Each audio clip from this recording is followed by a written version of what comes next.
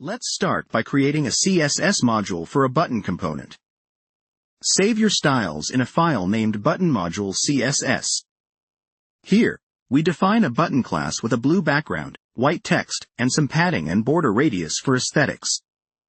To add interaction, we style hover so the button darkens when moused over.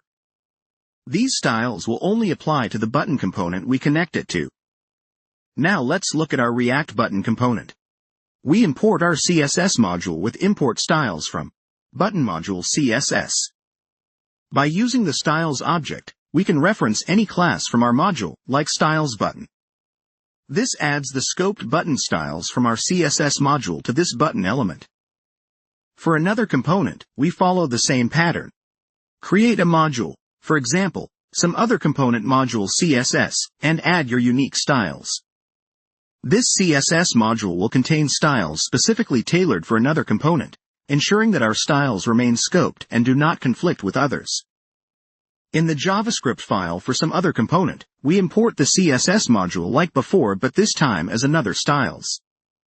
We access the another class to style our component's root div.